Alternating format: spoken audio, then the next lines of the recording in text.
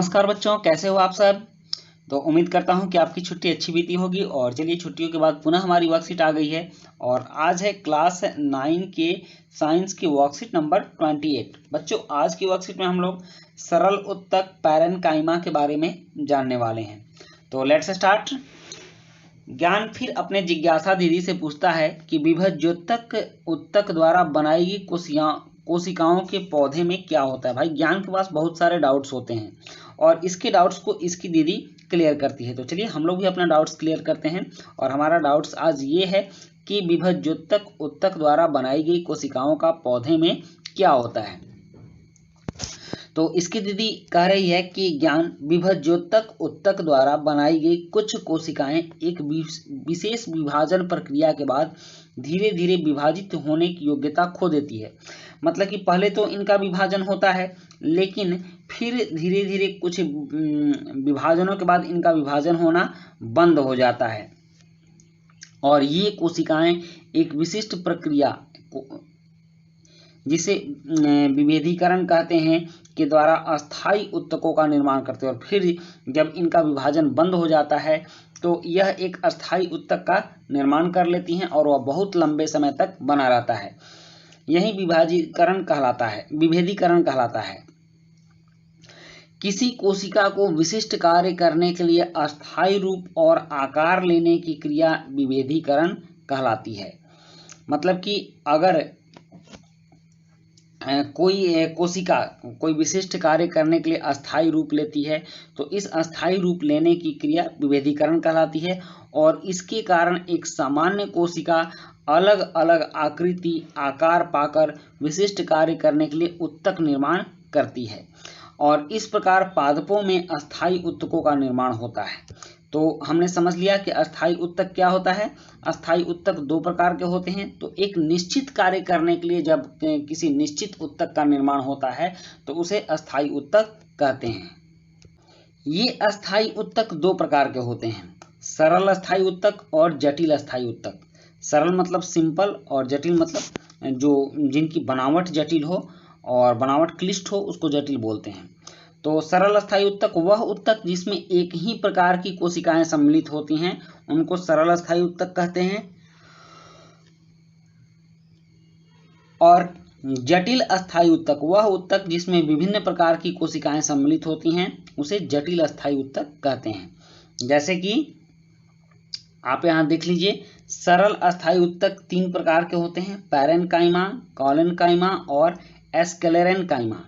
तो आज हम पैरेनकाइमा की विशेषता समझेंगे। पैरेनकाइमा की कुछ प्रमुख विशेषताएं हैं। यह पौधों में आधारीय पैकिंग का काम करता है, मतलब पौधे का आधार बनाते हैं, उसका बेस बनाते हैं, अतः इन्हें पैकिंग उत्तक भी कहते हैं। पैरेनकाइमा की कोशिकाएं अक्सर पत्तियों के अंदरूनी सतह, जो पत्तियां होती हैं उसके भीतरी भागों में, तने और जड़ों के भराव में पाई जाती हैं। यह देखिए, यह इनका आंतरिक स्थान है और इस तरह से, और इसके बीच बीच में ये पाई जाती हैं। इनकी कोशिकाएं जीवित होती हैं। पैरेनकाइमा की जो कोशिकाएं होती हैं वह जीवित होती हैं और कोशिका भित्ति बहुत पतली होती है और इसकी जो कोशिका भित्ति होती है वह बहुत पतली पतली होती है। इसकी कोशिकाएं बंधन मुक्त होती हैं और इनके मध्य काफी रिक्त स्थान, अंतराकोशिक स्थान होता है। पैरेनकाइमा पौधे को आधार प्रदान करता है। इनकी कोशिकाओं में बड़ी रसधानियां होती हैं। हमने देखा था कि कोशिकाओं में, पादप कोशिकाओं में रसधानियां होती हैं, जंतु कोशिकाओं में रसधानियां बिल्कुल ना के बराबर होती हैं। तो पैरेनकाइमा की कोशिकाओं में रसधानियां बड़ी होती हैं जो जल और भोजन को एकत्रित करती है, उसका भंडारण करती है। अब पैरेनकाइमा के प्रकार, कुछ पौधों के पैरेनकाइमा में क्लोरोफिल पाए जाने के कारण इसे क्लोरेनकाइमा हरित उत्तक भी कहा जाता है। तो यह देखिए, इसमें हरित उत्तक है क्योंकि इसमें क्लोरोफिल है और ये हरा हरा जो वर्णक दिख रहा है यह क्लोरोफिल है, इसकी वजह से इसका नाम क्लोरेनकाइमा हो गया। और क्लोरेनकाइमा में प्रकाश संश्लेषण क्रिया होती है। जहां भी क्लोरोफिल होगा वहां प्रकाश संश्लेषण की क्रिया होगी। तो इसके तने में क्लोरोफिल होता है, इसलिए इसको क्लोरेनकाइमा कहते हैं। और जलीय पौधों के पैरेनकाइमा को एरेनकाइमा कहते हैं। इसकी कोशिकाओं के बीच हवा की बड़ी गुहिकाएं होती हैं, इससे जलीय पौधे हल्के और जल पर तैर सकते हैं। ये रिक्तिकाएं होती हैं और जिसकी वजह से इसको एरेनकाइमा कहते हैं। और इन रिक्तिकाओं में गुहिकाएं मतलब प्रकोष्ठ बने होते हैं और इन कोष्ठों में हवा भरी होती है। इसमें हवा भरने के कारण यह जल पर आसानी से तैर पाती है, तो इसको ये एरेनकाइमा हो गया। अब यहाँ कुछ प्रश्न है कि पादपों में अस्थायी ऊतक कितने प्रकार के होते हैं, उनके नाम लिखिए। विभेदीकरण क्रिया क्या है, क्रिया किसे कहते हैं, और पैरेनकाइमा ऊतक की दो विशेषताएं तथा दो प्रमुख कार्य लिखिए। फिर प्रश्न 4 है कि पौधे में पैरेनकाइमा ऊतक कहाँ पाए जाते हैं, इन्हें पैकिंग ऊतक भी क्यों कहते हैं। तो चलिए अब इन प्रश्नों का उत्तर लिखते हैं। प्रश्न 1 है कि पादपों में अस्थायी ऊतक कितने प्रकार के होते हैं, उनके नाम लिखिए। तो इसका उत्तर है कि पादपों में अस्थायी ऊतक दो प्रकार के होते हैं, सरल अस्थायी ऊतक और जटिल अस्थायी ऊतक। और नेक्स्ट है कि विभेदीकरण क्रिया किसे कहते हैं। तो विभज्योतक ऊतक द्वारा बनाई गई कुछ कोशिकाएं एक विशेष विभाजन प्रक्रिया के बाद धीरे धीरे विभाजित होने की योग्यता खो देती हैं। यहाँ खो देती हैं, इस प्रक्रिया को विभेदीकरण प्रक्रिया कहते हैं।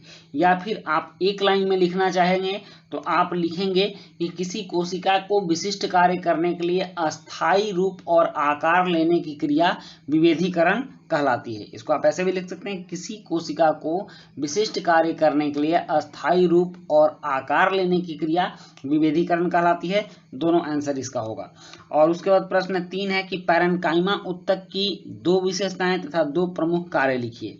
तो पैरेनकाइमा ऊतक की विशेषताएं लिखते हैं। पैरेनकाइमा की कोशिकाएं अक्सर पत्तियों की अंदरूनी सतह, तने और जड़ों, यह जड़ होगा,